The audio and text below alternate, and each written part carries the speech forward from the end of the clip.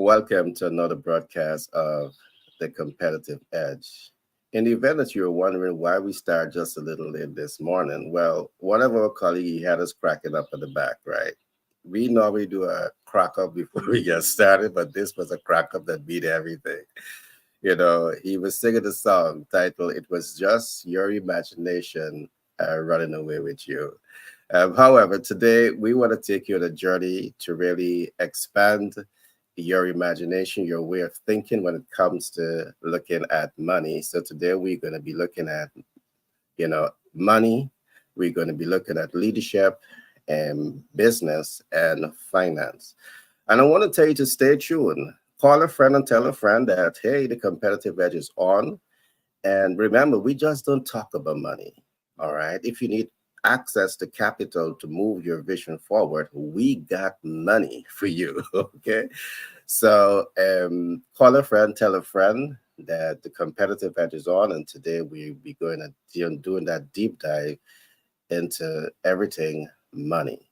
With me in studio today, I have a number of dynamic personality. We have Shivani Sunarayan. Shivani is a project management specialist, and of course, she's going to be talking to us today about project and how project planning, project management, project leadership can be leveraged to help you get that money to move the vision forward. I also have Clement Frank. Clement Frank, he's an economist by profession. He's also a leader in his professional. So he's going to be telling you how to think like a leader to win money over to your side. The money, money, money. And last but not least, we have Paul Whitehouse. And Paul Whitehouse, he is a specialist when it comes to helping you to access capital. And he's the guy that says to you, whether you're ready or not, we're gonna get you approved. Why? Because if you're ready, we're gonna get you approved. If you're not ready, we're gonna get you ready and we're gonna get you approved. So it's all about the money today. So guys, I mean, I want to welcome all of you guys to today's program, and of course, those who might be sitting imagining how to get money, we're gonna take them beyond the imagination. We're gonna take them to that point where they're now able to access the capital to move their vision forward. So I want to welcome each and every one of you here today. And I'm going to start with Shivani. Shivani, for those who might be looking at the program for the first time, and I want to know who is this beautiful smile in front of me? Who is this beautiful lady in front of me? Can you give us a short introduction of who you are? Well, you introduced me well, Gary, so thank you very much. Yeah, always great to be here. I feel happy, so that's why I smile so much more. And of course, I smile even so much more when I came in and I was hearing such great music, right? You know, like great music for the morning. I didn't know if it was sung like calypso, soca, chutney music. I was a little confused, though, right? But I was listening to it. I was listening to it. So who am I? I'm Shabani Sinarain, project management. Anytime you want to look at implementing a project management strategy, a way of doing something better for your business, project management can really do it. Strategic thinking, tactical thinking for project management. It's not all about planning, but once you plan, you also have to implement it as well. Project management all the way. All right, thanks for that share, Shivani. I'm going to now come to Paul. Paul, for those who might be looking at the program for the first time and don't know who Paul is, can you help the public to understand who is Paul? Yes, I'm an aspiring artist and singer. You let the cat All out of my, the bag. Frank told me to follow my dreams this morning. So, yeah, Paul Whitehouse, one of two owners of Patriot Business Finance Consultants, located near Cleveland, Ohio, and patriotbfc.com. To make it short, simple, and sweet, we're here, like Shivani, we're here to help you get the financing you need for your businesses. Businesses with an S. Uh, Equipment financing. We know you need it because all businesses need equipment. equipment leasing is the best way to get it. That's what we provide. Real estate financing for commercial properties and investment properties, we got you covered. Lowest cost of money for sure. And cash flow products like factoring, purchase order financing to help you fill large orders if you can't get them filled and you don't want to pass that order up. We're here to help. Paul at patriotbfc.com. If you want to work with me, DM Gary. At the same time, you're emailing me so we can all coordinate and work together for the best outcome for you. All right, thanks for that share, Paul. Now, Frank, can you give me Frank? All to you now, my friend Frank. Hi, good morning and welcome again. I'm Claremont Frank, and I'm here as a leadership professional. But most of all, leadership is all about you taking an organization in a positive way and the way you deal with colleagues, with how you deal with the team. And so this morning, what I want to do is basically help you to understand how you can harness wealth and capital, financial capital, into your organization. All right, thanks for that share, Frank. Now, I want to get to this program rolling by first of all doing a little deep dive into money. Um, the listening public would have heard me say that money has many faces. I'm just going to quickly go through some of that. What is money? Money is a medium of exchange, is a unit of account, it's a store of value, and occasionally it's a standard of deferred payment. And I think as we begin to have that conversation around money, it makes a lot of sense to really pause a bit and try to understand, exactly what is being said. We need to study money. We need to study what it is. Outside of that, we are just going to be, you know, just spending money. So when we talk of money is a medium of exchange, it is used to acquire goods and services, can be purchased with money. So it's a medium of exchange from that standpoint. So every time you purchase a commodity and you receive back your change, remember that you're now using money as a medium of exchange. Money is also a unit of account, meaning that money is divisible. All right, it's accountable. It's fungible. These are some features of money that you need to pause a bit and really understand, feel it, and get that relationship with money. Money is when we say money is fungible, it means that it's interchangeable. It can be exchanged, it can be traded for one currency for another currency. So in that case, it's fungible. And the term of money is a store of wealth. It can be stored in a bank or at home, retaining, a value of purchase. Uh, you know, these are some of the realities of money, and you need to understand it. Have that relationship with money. But I want to go a little further with this. I want now to talk a bit about corporate finance because in business, depending on where you are in the world, sometimes you see money only in debt, but money is more than just debt financing.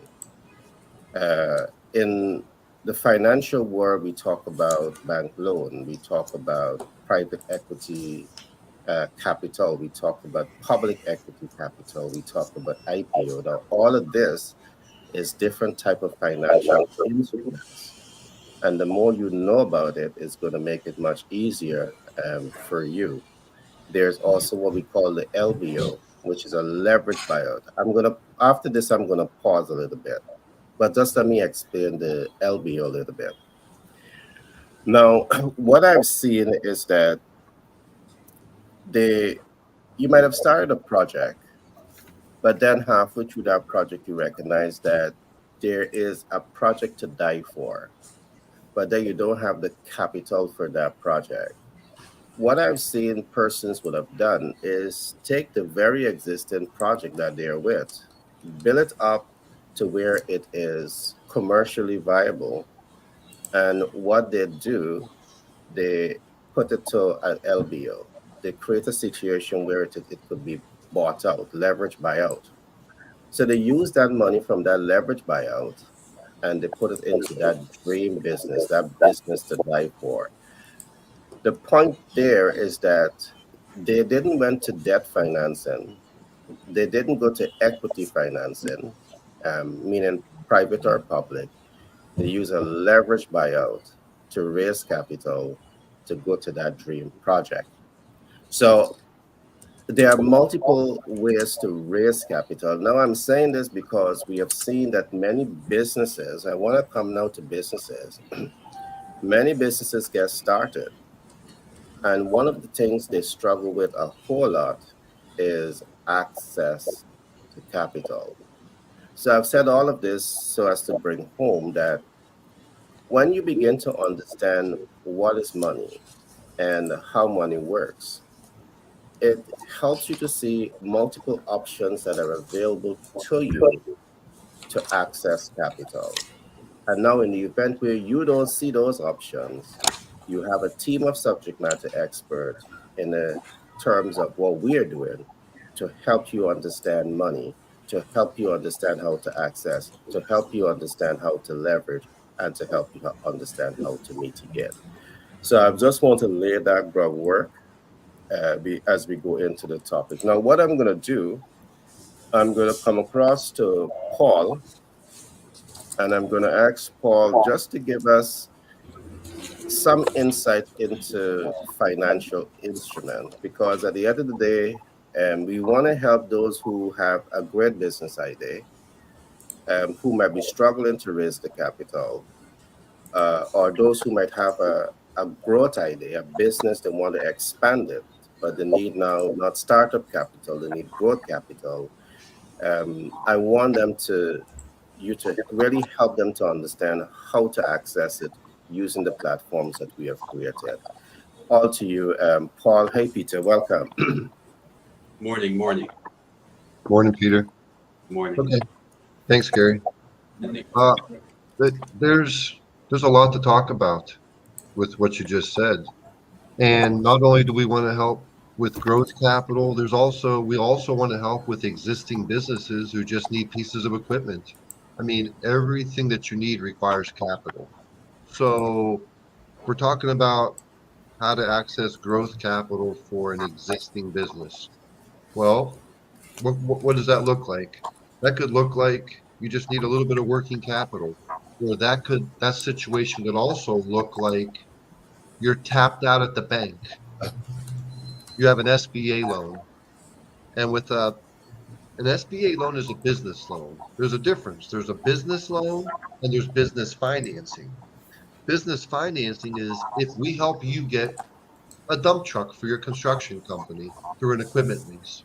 We've provided you with business financing, not a business loan, business financing. A business loan covers every single asset of a business. It encumbers your accounts receivable. It encumbers your all of your equipment, all of your real estate, and all of your intellectual property if you have that. So there's a difference there. Business financing versus a business loan.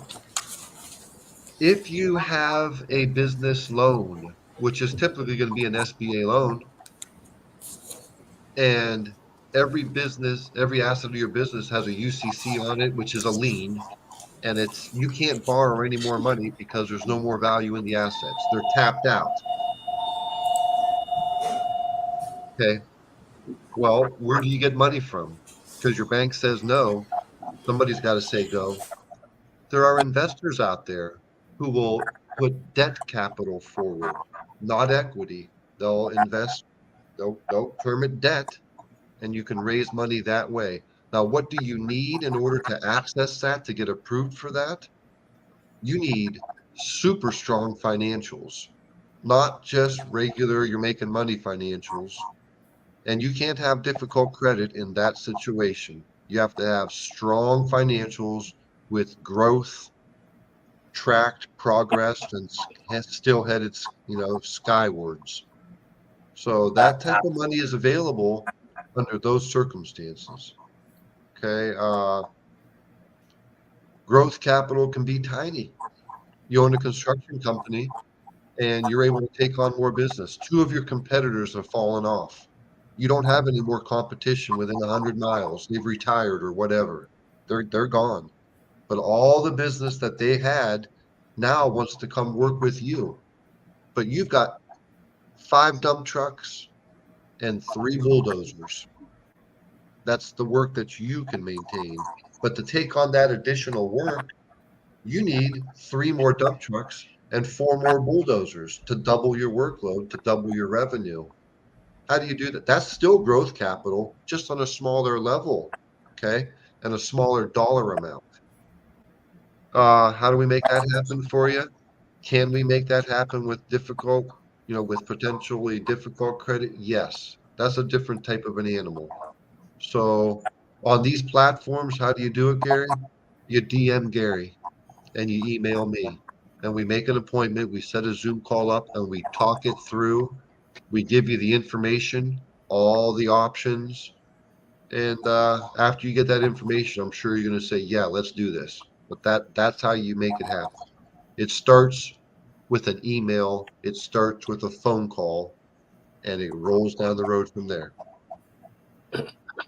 All right, thanks for that share, Paul. So far, we have been looking at the high level, access to capital to move the business forward. Frank, I want to come to you, and then, I'm going to come across to Shivani. But Peter, what I want you to also think about just before I come to you, I want you to think about an ideal situation where you are working with the writers, the young writers that you're representing. Can you reflect on some of their struggles to access capital, to bring visibility, reach, and impact to their specific brand? Can you help us to understand what their experience is like? And knowing now what we can do to help them. I just want to get from your view a writer's journey, a writer's struggle to raise capital to move their vision forward. I'll come right back to you just now, Peter, so you can just pull your thoughts around that. Frank, we have talked a bit about creative financing. We have talked a bit about group economics. In some parts of the world, the businesses don't have access to multiple financial instruments. But I see group economics as something that can be leveraged. I see box hand as something that can be leveraged in a strategic way. I see SUSU, we call it SUSU, can be leveraged in a particular way. Can you help us to see things from a leadership standpoint, how these instruments and these approaches can be used to help businesses to raise capital, to move perhaps a small business venture forward that can be expanded? Can you walk us through what that journey would look like? Thanks, Gary. One of the first thing I must say, however, is that wealth creation is not luck. It is a strategy. And if you're a business owner, one of the first things you have to learn to do is embrace change, because change is vital if you want to remain relevant, if you want to grow. You see, we're all in what you call a noisy and competitive market. So it's essential for wealth creation. You spoke about what do you call it?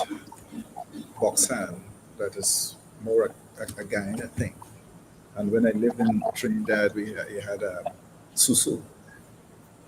Shivani will know about that. The Susu and Boxan help with wealth creation.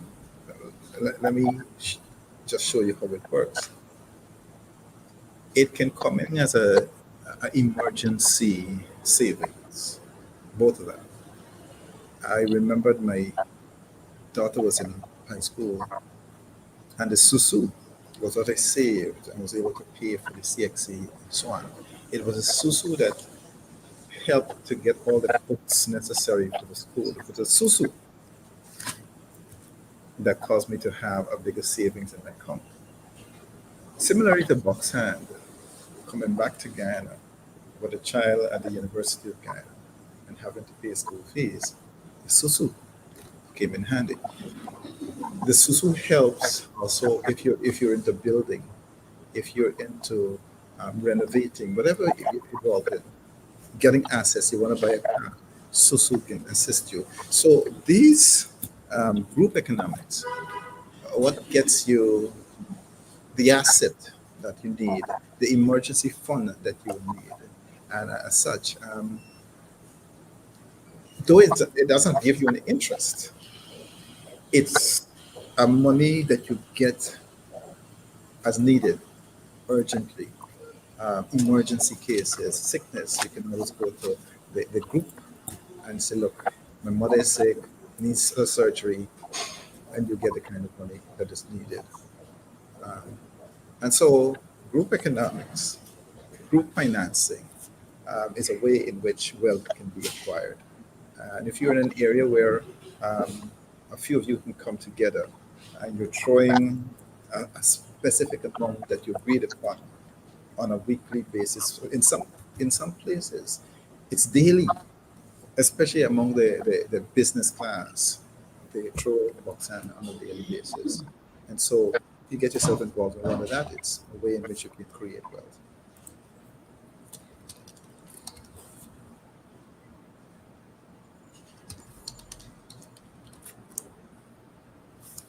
All right, thanks for that share, Frank. That was a great insight, and I really love the concept because traditionally, when we talk about Boksan and Susu, um, you know, you're just going through the process. But I love the twist that Frank would have put to it. In this case, you're using a team of persons are coming together. They are putting monies out there, and think about this too, also, Frank. What if it's more than just one person is saying, let me take my money and invest it my way? If you have 10 persons, putting down $100,000 a month, immediately that is $1 million that is being circulated per month within that group. Now, that is leverage. The big question is, how much can we do with $1 million? Let us suppose that we just decide to compound that over the next 3 months. That's $3 million. But guess what else? That could be leveraged against an income producing asset that is designed to give you passive income cash flow. So that asset in itself is going to pay you for a lifetime.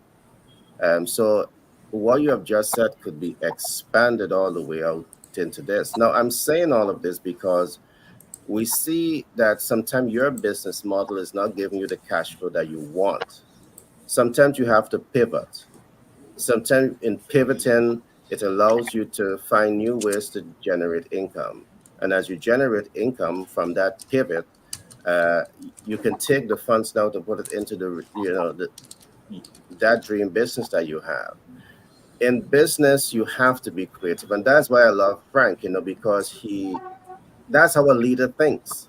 You might be choked in one way, you might be locked off in one way, but the way a leader thinks, a leader has to think in ways to break the barriers down, to push the wall down, to come into that desired objective that you want. So, Frank, I'm very happy to have you here to really help us to see that leadership perspective on things.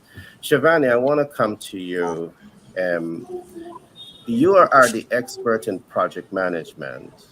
And again, I'm asking this question based on the fact that we see so many rising stars in business get stuck. And they get stuck in the zone where they don't have access to capital. We know that we have, Paul and all the financial instruments that we have available. But let us just suppose that they didn't have access to that. From a project management perspective, how do you see projects being designed to help them to raise capital? You might want to expand on the Susu and the Boxan, but all to you now, Shivani. Thanks, Gary. Project management, we want to see if project management can really give us the tools that help us to get the financial instruments, work from whatever money that we have, what we say to scale up. So to start this whole thing, and it is a project that you're going to start with. You say, okay, I need money. I need money to do X. And if you say now that you need money to do X, two documents or two artifacts should be created. And I'm sure it would have been created if you're going into business, right? One is a business case. And part of that business case should be a benefits management plan.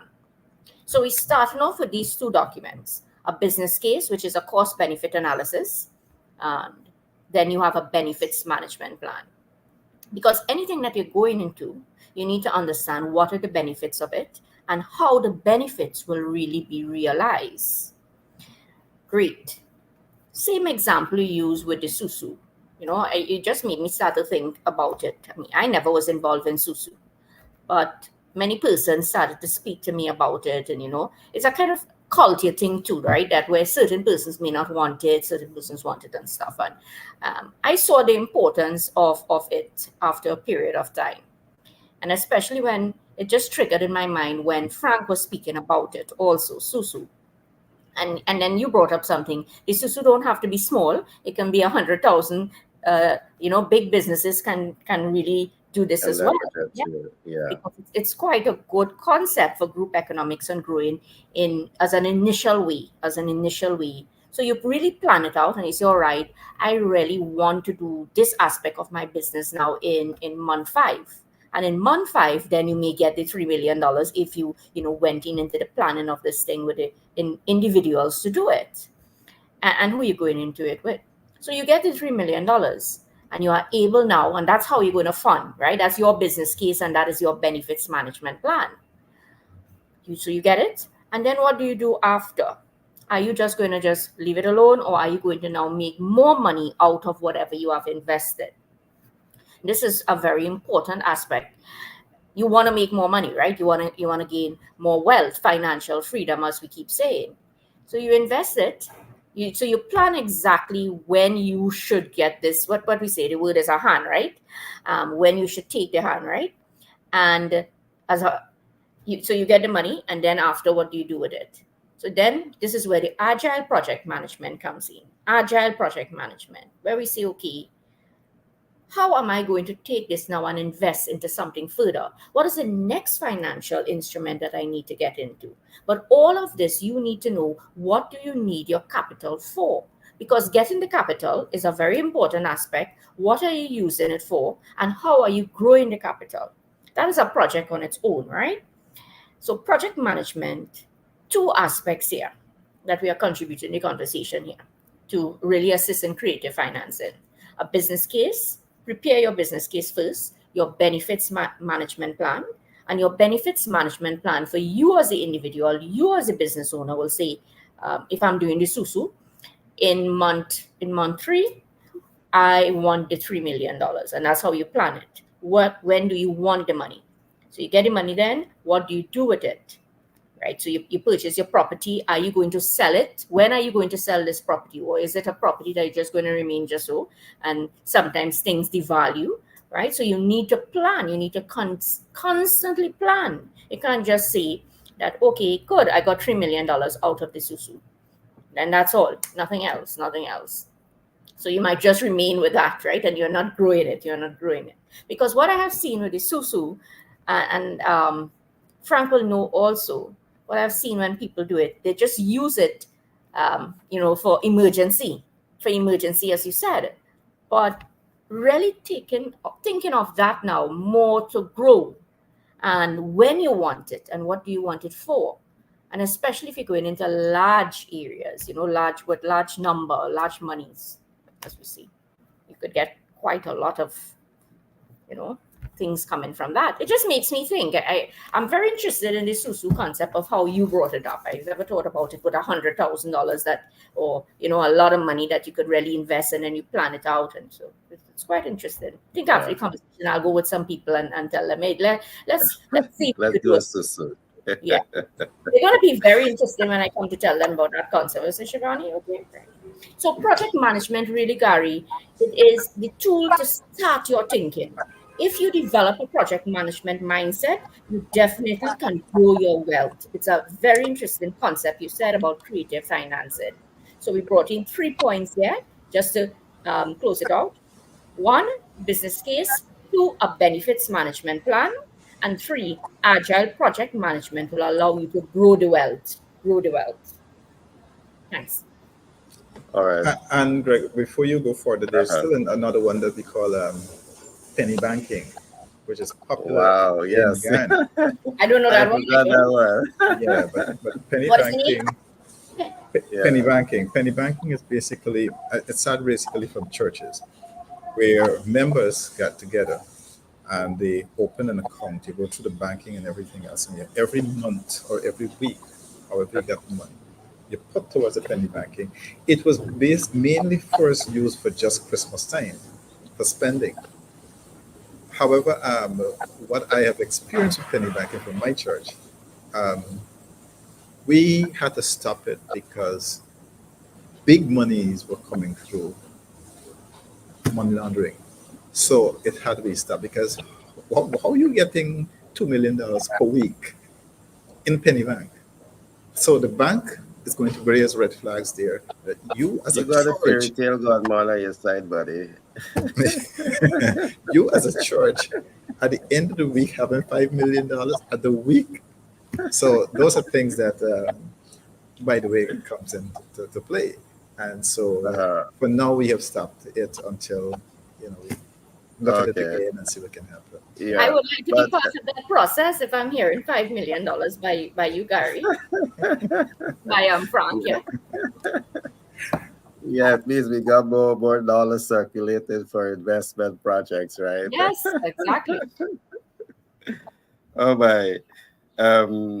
I love that, Shivani. You made a number of great points. And you see, what we are doing here today is to helping the public, rising stars in business, to recognize that there's always an option, all right? But you need the leadership. You need to, be people savvy. You need to be, relationship savvy. You need to think outside of the box, and there's possibility. All right. So it requires a certain degree of leadership for you to move in this direction, but believe you can. The beauty about going to what Pete, to what Frank and Shivani would have just spoken about is that you don't need to reach any pre-qualification criteria, except you need to have the right way of thinking, the right leadership skill, the right people skills. All right. And you can make things happen from the bottom up. All right, I'm going to come back to Paul just now, but let me come to Peter. Peter, you have been in the writing space for some time. You have been helping many persons write their books, but we talked a story recently, and we would have shared that in 2023, we see in the US we had 2.3 million new book titles. We also see that year on year, the amount of self-published authors are increasing. We have 2.2 million authors that are out there. It's not that there's no money to be made, but we have a very small fraction that capitalize on all of that money, because from self-published authors, we see that they earn $1.25 billion annually, which is a lot of money, but we only have less than 1% of that total number that walks away with the money. Why? Because we see that they're investing. Those who are making the money, they have capital to invest in their website. They have capital to put into marketing and public relation. Talk to me a little bit about your experience in working with your clique of authors, and how important is capital to them? Are they getting it? Are they leveraging it in the right way? What is their creative process behind capital? Can you talk to us a bit about that? Yes, certainly, Gary. And just want to welcome all our listeners wherever you are across the globe. What we I had a program that we expressed to individuals that there's a difference between being an author and a writer, and it might sound combative for me to say to somebody who has books, even multiple books, that you're not really a author, you're but a writer, because what we find is that individuals are just writing because the internet and with the hurdles that people usually have with having a publisher, a legitimate publisher, those hurdles are gone. So any individual in their basement, wherever they are, can just have a brain gas and throw a bunch of information in a piece of paper, and they call themselves an author without realizing that there is a system, that what they are doing there is, it is no different from what Chevrolet was saying a while ago, that you need a business case and you need a benefits management plan. You need a structure that individuals will need to support that new product or service that they're bringing to the marketplace. So without that, individuals are just, and so this is why you have a bunch of individuals coming into the market without having the access or understanding how they're going to actually finance what they are actually doing. So in the individuals that we're working, another hurdle that individuals will come into is that as a new entrepreneur, as a writer, whatever it is just intellectual products and services. It's not different from an individual going into business to distribute real products and services in the marketplace. It's the same requirements that are necessary. So they are going to run into the know, like, and trust factor. You're coming into the marketplace. Why should anyone trust your intellectual product or property that it is going to solve a problem? And that's, again, a lot of persons just write books without understanding, is this book solving a problem? What is the big problem that people will receive, the big solution that individuals reading this book, the aha that individuals will receive when they read that book? A lot of those concepts are not put into Yes, sir. right? So, but you're still, even if you have a great solution, then you're going to run into the know, like, or trust factor. So what we gather individuals to understand is that, okay, but you have individuals who trust you already. You have a great subject matter, but you also have individuals who trust you already. So we say to these individuals, what you're going to do is work with those persons who you already know, who already know other persons, who already know other persons. So we said, look, let's let individuals put together their affiliate program. Everyone should have an affiliate program. So now you are working with people who know, like, and trust you to connect with other people who know, like, and trust them. And we built out that process for individuals now to set themselves up to begin to utilize that process of just the group dynamics, and utilizing the overcoming that know, like, and trust factor through the group dynamics of affiliate marketing. And that is, this has been a model that has been working in the United States for, tens and tens of years. And so what we say to individual, you don't need now to have those products or services in the marketplace that has tens and tens of years of experience. This is a tool that we have seen, and we have proved it over here in New York City. Network marketing or affiliate marketing, everybody knows what is, because every big company has passed through New York to see that this model works. We're saying apply that same model to what you do and see an individual. We know the process work is just for individuals now to have the mindset that we are going to stick to this thing and make it happen. And this will work for persons who are just anybody coming into business with a product or service. It can work for them. All right. Thanks for that share, Peter.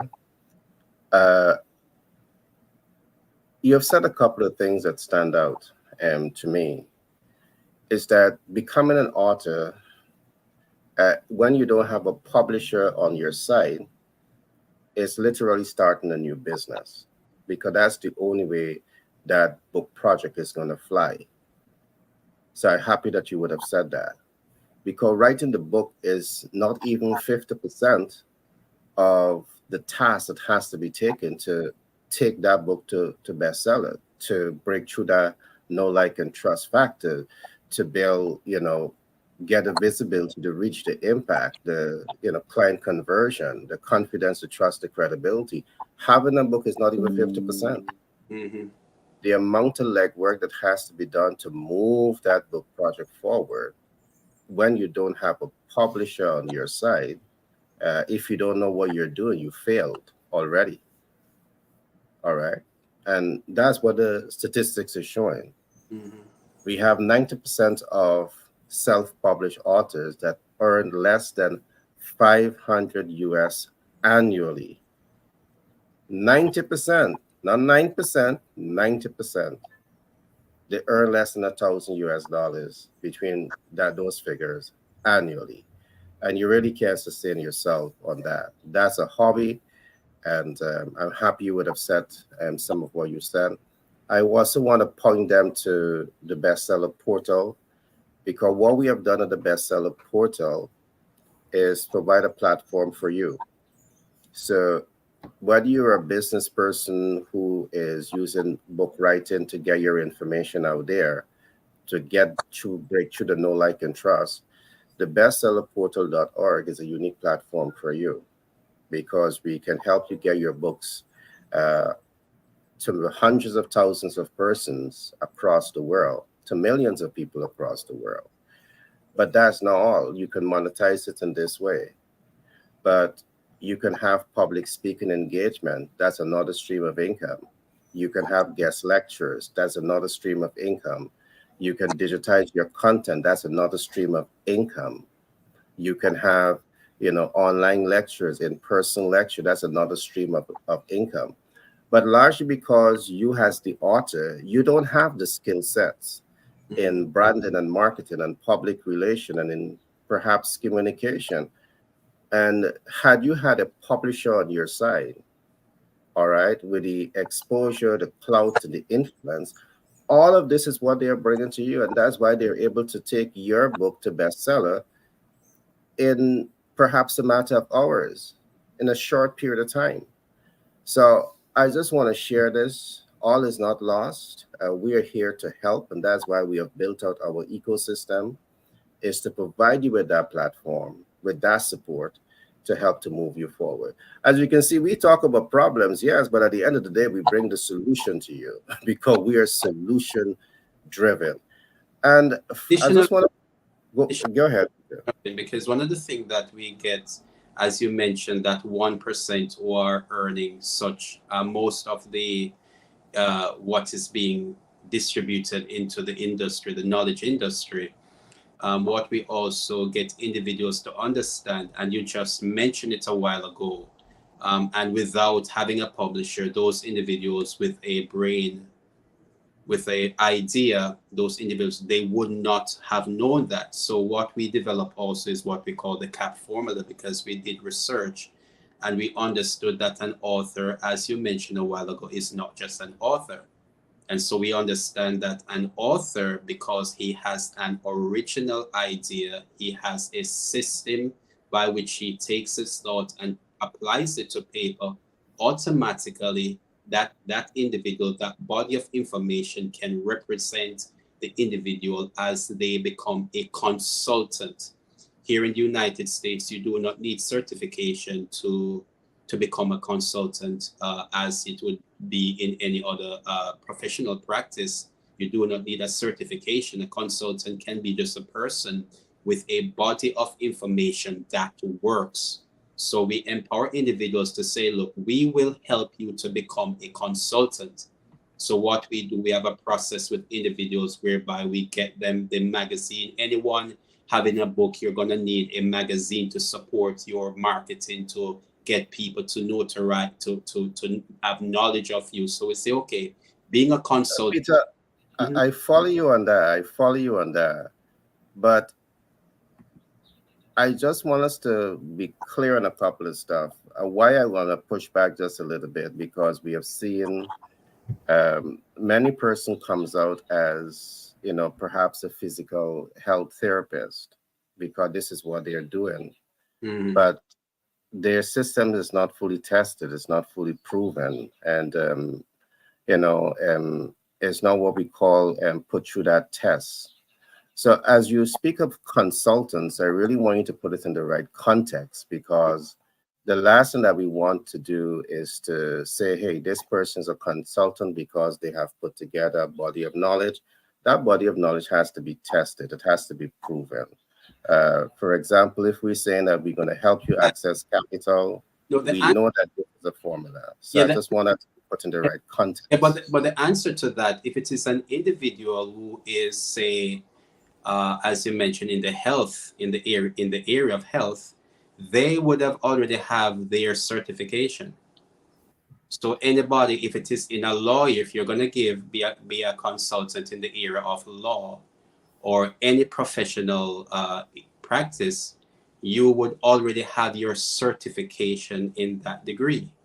Mhm. But there All is a, right, I got your point, but we're going to expand on that as time progress.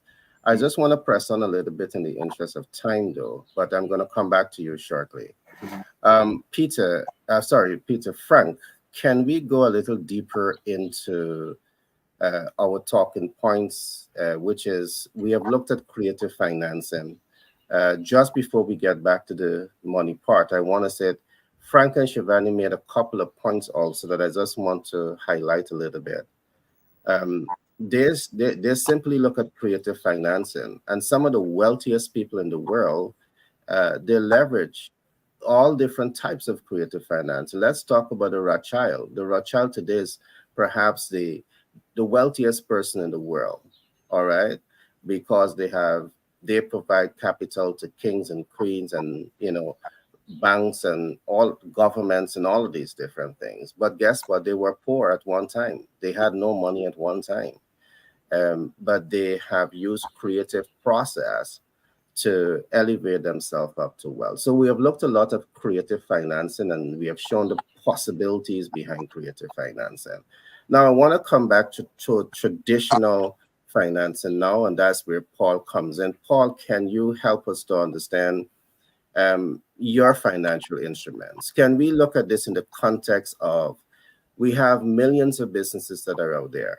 They need capital. They have a great vision. They want to move it forward. But they are not a creative, persons, so they don't have access to that information, or they just don't want to go down that part. Can you help us to understand your instrument that they can begin to access? Yes, definitely. Let me start off by saying that institutional lenders that we represent, such as equipment financing companies, real estate financing companies, they use creative financing also. Okay. What is creative financing? Creative financing is I don't have the credit score to buy an apartment building, but I got some money down. I go to the seller and I say, how about I give you what I have down? Let's make an agreement, a monthly payment, and let me take over operations of this apartment building. And then I'll pay you off in 3 years when I refinance it. It really doesn't sound so creative. It just sounds like a plan, but that's called creative financing. Creative financing from the perspective of institutional lenders is if the client needs to have a certain amount of money for a down payment, but they do not have it, well, what equipment do you own free and clear? What equipment does your business own free and clear? Do you own real estate? I mean, if I'm getting you approved for an equipment lease and there's a difficult credit score, and we're talking about a $150,000 purchase on a semi truck, 20% down required. That's $30,000, and the client says, "I don't have $30,000." Creative financing in that respect is the lender, the lender that we represent, being willing to accept additional collateral. What is the other or additional collateral? Well, like I said, it's equipment that they own free and clear. If they've got 2 trucks that they own with no balance, they could pledge that in place of cash, or stocks. If they have, and when I say stocks, I don't mean unknown stocks, easily marketable securities. Easily marketable means it's names that everybody recognizes. Okay. So, securities can be pledged in place of cash, or real estate can be pledged in place of cash. That's creative financing. That's not what you asked me to begin with, but I just needed to throw it out there because you were talking about creative financing. So, uh, programs that we've got available from institutional lenders. Paul, Yeah. not cutting you. I just want to throw a little bit on creative finance, and Yeah. creative financing is also reflected in your negotiation skills. Because guess what? You may not have capital, you may not have equity, but you have access to a funding source. And if you're good at negotiation, you can say, hey, I'm about to buy asset, not just asset, income producing asset. And I can pledge that asset also has a security. That's another way. If in cases where they want upfront, equity or, assets, you don't have it, good negotiation skills going to get you there. However, go right ahead with what you were saying. I completely agree with what you just said. Good negotiation skills. If you ask for it, you can get it most of the time. So, Yeah. but to give a little bit of a broad cover of the programs that we've got available, would be, equipment financing, simple, easy, make it happen. You need equipment. These lenders want to say yes. They don't want to say no. Saying no means they don't make profit, because money is their inventory. Money is their inventory, and they need to get that money off the shelves. So that applies with our real estate lenders, applies with our equipment finance lenders, and that applies with our factoring companies and our purchase order financing companies. They need to say yes in order to make money. They need to say yes more than no. And a lot of people think that it's hard to get business financing. It's really not. It's easy. Okay. Now, I hope this doesn't sound cold, because I don't mean it to be. If you're qualified, they're going to give you the money right away. If you're qualified. What is qualified? Qualified is a good credit score. Qualified is the right asset. If you're not qualified, how do you get qualified? Money down gets you qualified if you have difficult credit. And difficult credit is typically the only thing that disqualifies you from getting financing, but that can be reversed with money down. So, man, this is a big, broad subject, but the real point of really what we're talking about is how do you get the money that you need to advance your business, to build your existing business, to start a business, or to grow what you got going on right now. It's out there. People, don't think that it's not. It's out there. You just got to go get it. And to wrap it up with what I got to say, if you don't know how to get something, find somebody who does, a consultant. That's what we do. And we're here to make it happen for you.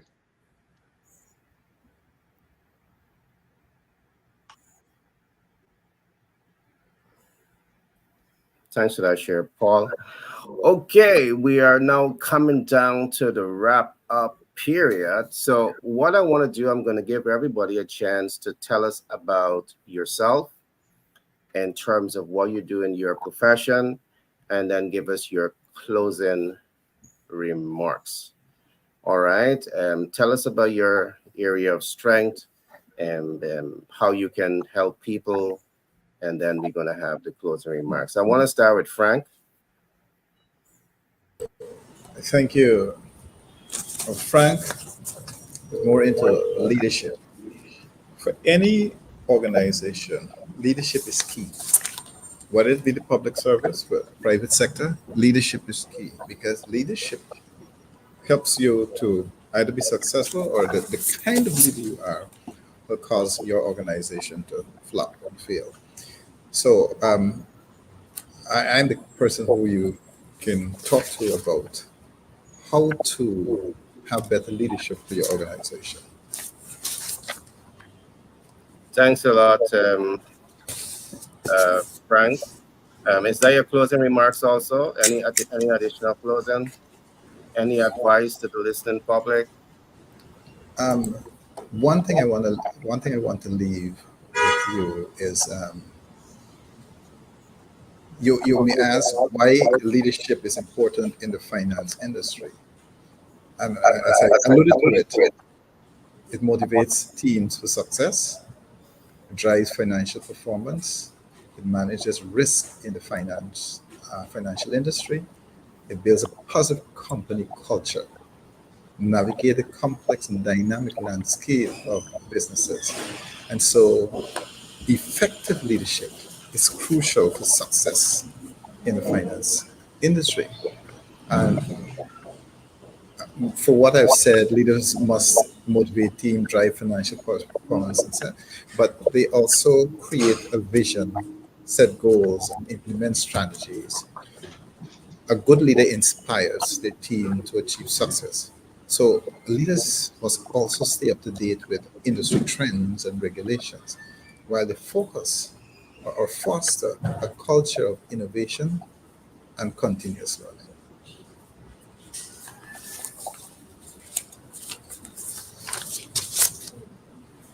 All right, thanks for that share, Frank. That was indeed insightful.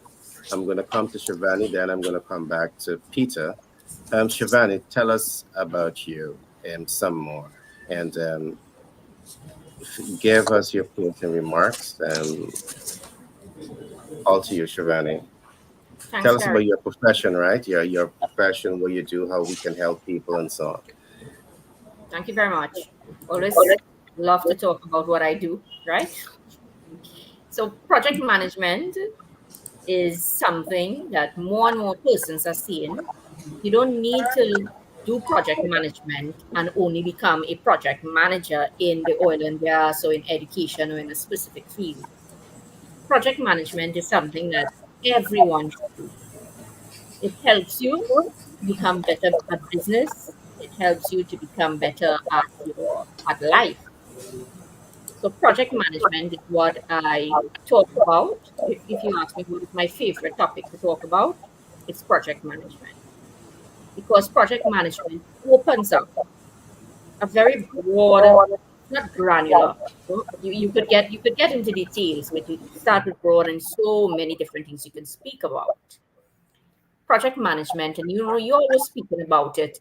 Paul was talking about and yourself about creative financing, and you spoke about negotiation. You came in the conversation and said about negotiation, and that is a skill that you need to develop. And some persons may be so good at it, and they don't even know that they're doing it, but they're doing it. Now, in project management, what helps people to develop a project management mindset again?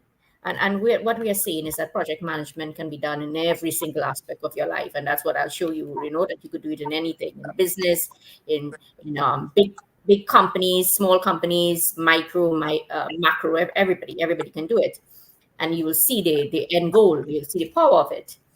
But another main point is a lot of the soft skills that goes into doing project management. And it's not really soft skills, it's more power skills, I like to say, right? It's not soft, nothing soft about those skills, negotiation. And this is what I look at making the project a success. This is what I teach. This is what I'll share with people. All of those power skills. And negotiation is one of them. Building self-confidence is another one of them. There are many, many, many others. And it makes a difference, you know. So me, I will show you how you can take project management skills and get an outcome that you're looking for. But project management is a very broad topic, and you have, I like to say, it's micro learnings, which is part of the project management industry. And micro learnings are really the power skills to really get you there. Design thinking is one of the other skills that project management people need to get at.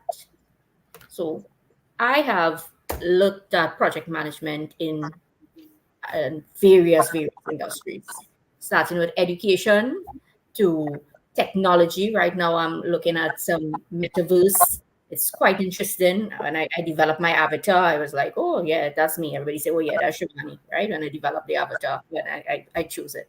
So it can help you in everything, project management. I think that is a skill that I got project management, and because I got project management, you will see me in different industries, and you'll want to know how am I there. I'm there because of my project management ability to go into anything. You look at everything as a project, and you get into it. So that's what I am. Course creator. If you have to look at my skills, course creator. I consult in project management, and any particular area in projects. That's where I am.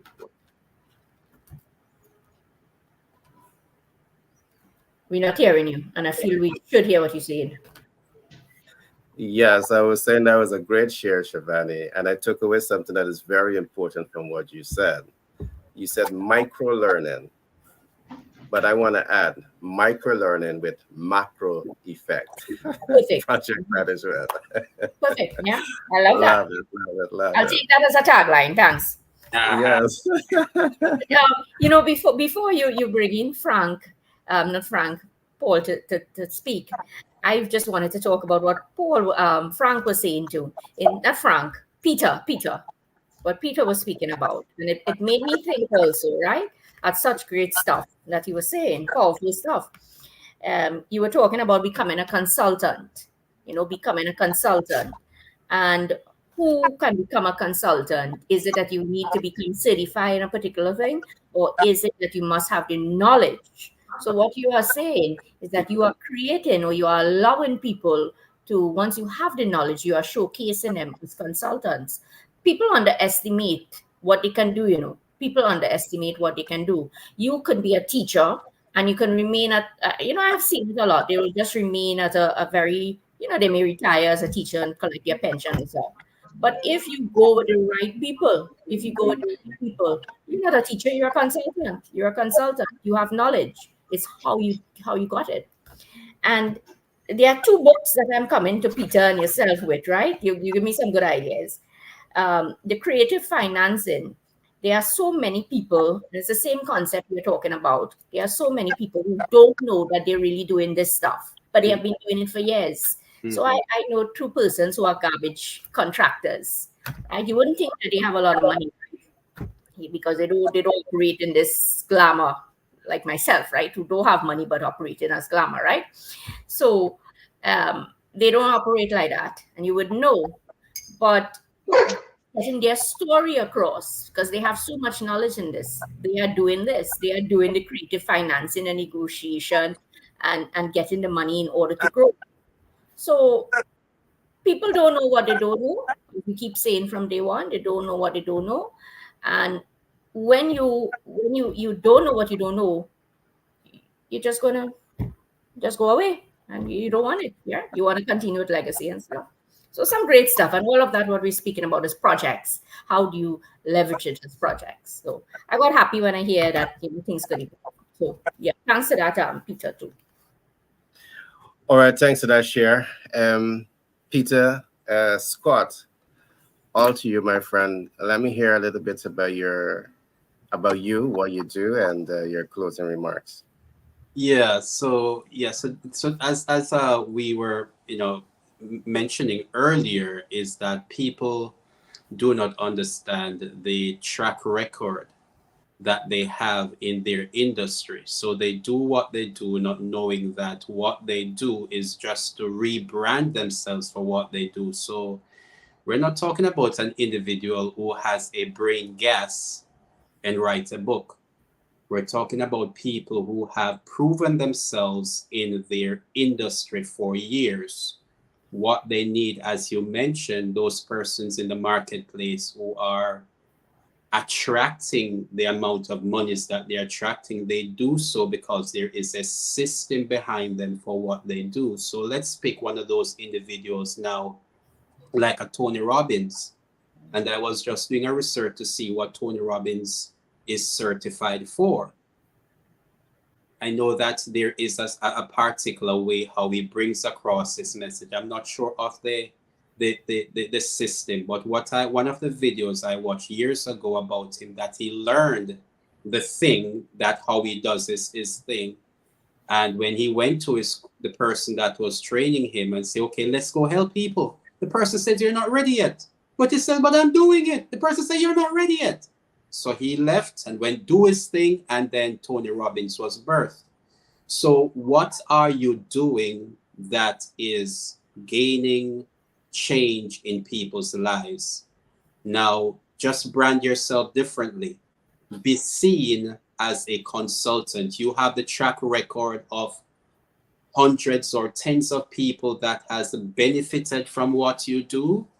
Then what you need to do is to use a system that we call the CAP formula, and we research individuals like the late Miles Monroe, T.D. Jakes, all the names, Oprah, all the names, even business individuals who are well liked or accepted in business, the way how they were able to present their case for individuals to receive it is that they present themselves as a consultant. One of those renowned business individuals took up his gadget and he said, 1,000 songs in your pocket. It's a marketing pitch, but he presented himself as a consultant, in so much so that people accepted his advice and line up year after year in order just to give him their money give him their money. So how you position yourself, and that is what we try to get individuals who come there. The CAP formula works. It is consultant, because now you're going to present yourself. You're giving advice. You're giving advice on what? You're giving advice in how to use your product. And you have the track record to show as a consultant. You have to now bring testimonials to say that I have all these individuals who have benefited. So I'm not just bringing something to the market that is a sham. Look at all these people who have benefited from the product or the service, and they are happy to present their faces and to give testimonials about that. That is in the consulting system.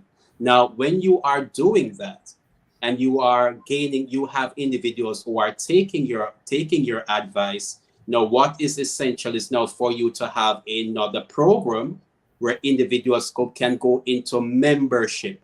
So now you are the coach, because you are not just giving advice now, giving the advice, and it's up to them how they use the advice or not.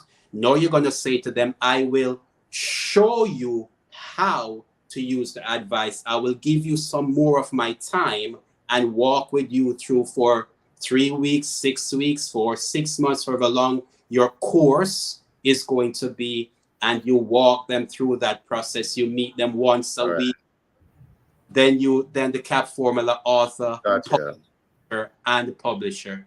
CAP formula, they are able to attract more money into their lives. Thank you, Gary.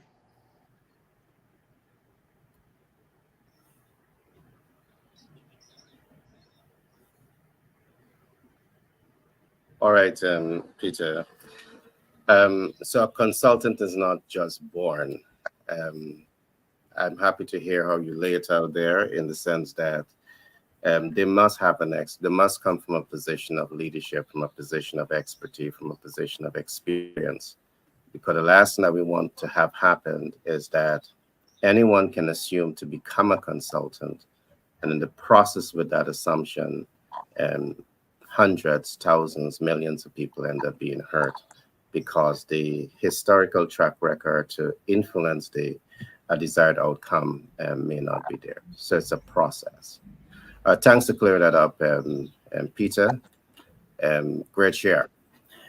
Now, I want to come back to Paul. Paul, the last man standing. Can you talk to us about financial instrument? Talk to us about yourself. I mean, perhaps I would love to know what inspired you to get into the financial market, and your closing remarks, because I know you're very passionate now about helping people to access capital.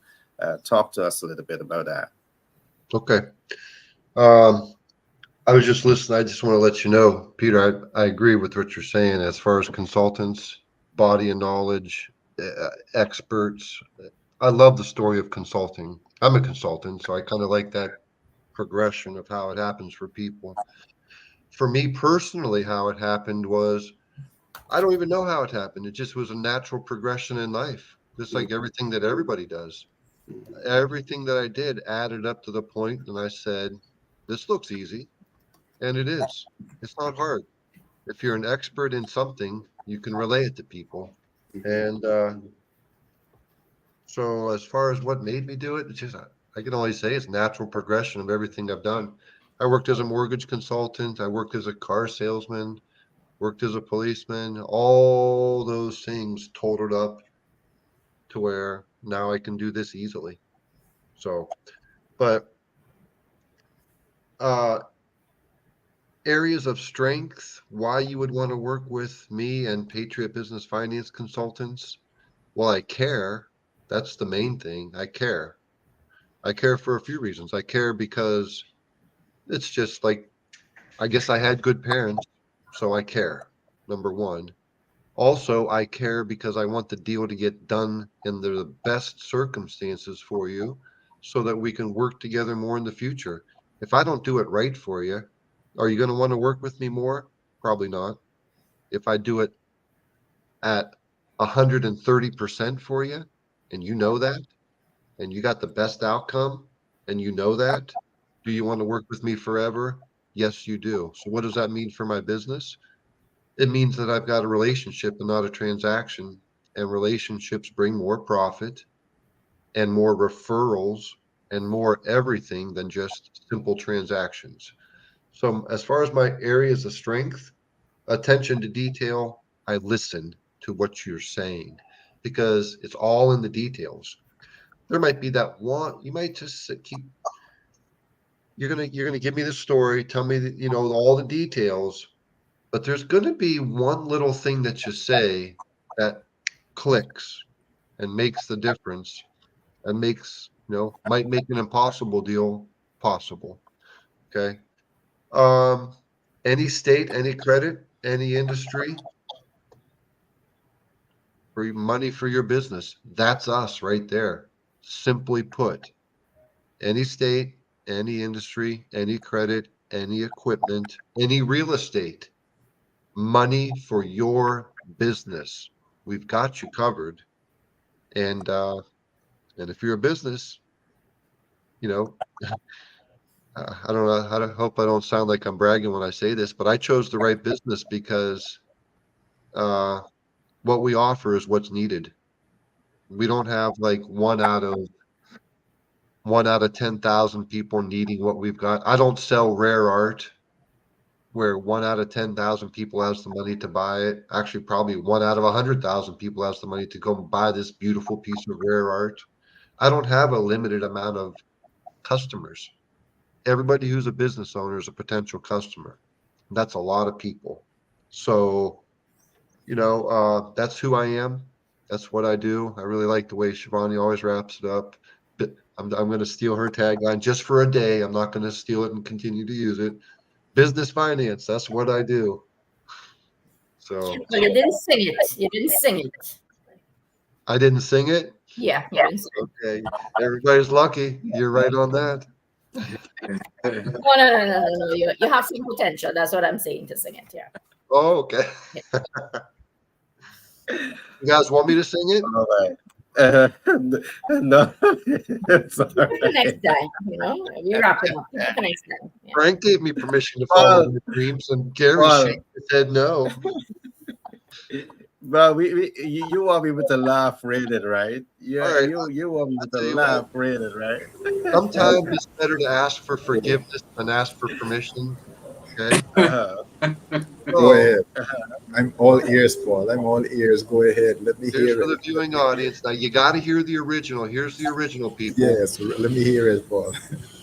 The Temptations, Motown, the group, and then the Rolling Stones redid this. It's called Just My Imagination. Hopefully, some of the viewers have heard it.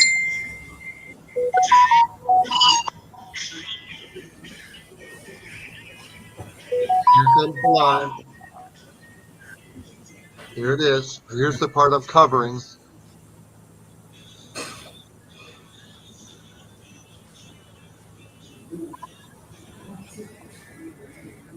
Hope you can hear it well. Just my imagination running away with me. So Just here's my my imagination. imagination running away with Stay me. with Well, me. here's the new tagline for Patriot Business Finance Consultants. Ahem. Ahem. Let's take an application and get it approved today. Let's take an application and get it approved today. There you Oh go. my, Bravo, bravo, bravo. Frank, thank you. oh my. Paul, it's raining outside. I will do It's one for next raining day. outside. Do it, Shivani. I want to hear it. Yeah, next day, next day, next day, next day. I will do one. Okay, guys. Well, I trust that you had some fun today with us on the competitive edge. As you can see, we're a fun bunch of people. We try our best to keep the conversation light. So I really trust that you had fun. And today we had, four additional dynamic persons in studio. We have Shivhat Shivani, we have Paul, we have Peter Scott, the person that deals with the personal life master plan. We have Frank, the guy that deals with leadership and economics. And you had me, the guy that wear many hats. All right. So I really trust that you had fun and, remember to share this information with your friends. So if they're in business and they want to know more about how to start, grow, scale a business, how to access capital, we're here for them. All right. And we look forward to being with you tomorrow. I want to thank the viewers from across the world who have taken the time out to tune into this program. And I just want to say thank you from the depths of our heart. I want to thank you on behalf of the team for being here with us and being part of this fun pack community. With that being said, I want to say have a awesome Wednesday and look forward to working with you, being with you, having fun with you on Thursday. See you tomorrow.